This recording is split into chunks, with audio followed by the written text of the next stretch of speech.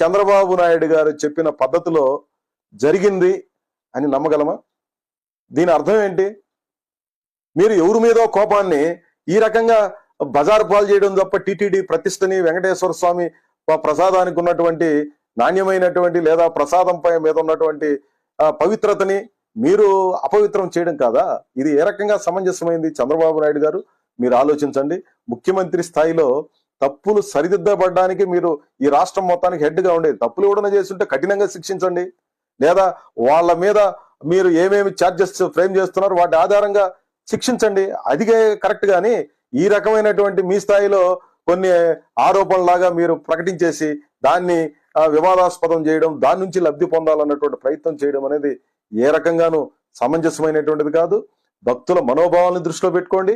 ఉద్యోగాల్ని అవమానపరిచే రీతిలో మీరు వ్యాఖ్యానాలు చేయబాకండి అని చెప్పి నేను విజ్ఞప్తి చేస్తున్నాను. మీరు ఎవరి మీదో కోపంతో ఈ రకంగా చేయడం అని అంటే ఉన్న ఇంటికి నిప్పును తగలబెట్టుకున్నట్టుగా అవుతుంది. అదేదో ఎలుకను పట్టకపోయి చూరు తగలబెట్టారని చెప్పే సామెత ఉందే. మీరు ఎవరినో పట్టుకోవాలని చెప్పే పేరుతో టీటీడీ ప్రతిష్టని బజారు పాలు చేయడం, లేదంటే భక్తుల మనోభావాలతో చెలగాటం ఆడడం అనేది సమంజసమైనటువంటిది కాదు. ఒక సుదీర్ఘకాలం ముఖ్యమంత్రిగా పనిచేసినటువంటి చంద్రబాబు నాయుడు గారు, లేదంటే చంద్రబాబు నాయుడు గారు ఈ జిల్లాలో పుట్టారు, చంద్రగిరిలో.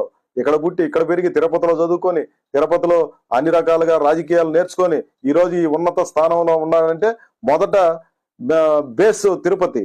అట్లాంటి తిరుపతి మీద భాండాలు వేయడం, లేదంటే ఈ రకమైనటువంటి వ్యాఖ్యానాలు చేయడం ఏ రకంగా సమంజసమైనటువంటిది? ఎవరైనా మాకేమి పలానోళ్ళని రక్షించాలా, పలానోళ్ళని వ్యతిరేకించాలన్నటువంటి అజెండా మాకేమి లేదు. టీటీడీలో జరుగుతున్నటువంటి వాటి మీద అనవసరమైనటువంటి తప్పుడు వ్యాఖ్యానాలు లేదంటే తప్పుడు ప్రచారాలు చేయడం వల్ల చిట్ట చివరికి ఎవరికి నష్టం జరుగుతుంది? అల్టిమేట్ గా మళ్ళీ టీటీడీకే నష్టం జరుగుతుంది. టీటీడీకి నష్టం జరగడం అంటే భక్తుల మనోభావాలను దెబ్బతీయడం, లేదా దాన్ని ఆధారంగా జీవిస్తున్నటువంటి ప్రజల యొక్క ఉపాధిని దెబ్బతీయడం తప్ప మరొకటి కాదనే విషయాన్ని తప్పనిసరిగా మీరు అర్థం చేసుకోవాలి. తిరుపతిలో పుట్టి పెరిగి ఇక్కడ రాజకీయాలు చేస్తున్నటువంటి మానాటి వాళ్ళందరూ దాదాపు 56 ఏళ్ళు ఇప్పుడు నాకు వయసు. ఇంతకాలం మేము అన్ని చూస్తున్నాం. టీటీడీలో ఇట్లాంటి జరగడానికి అవకాశం లేదు. మేము దగ్గరగా చూస్తున్నాం. చంద్రబాబు నాయుడు గారికి తెలియదని అనుకోలేం. ఇది సరైనటువంటిది కాదు. మరొకసారి చంద్రబాబు నాయుడు గారు రివీల్ చేసుకోవాలి.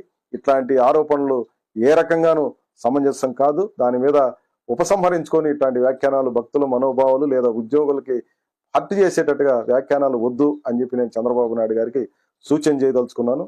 సెలవు. నమస్కారం.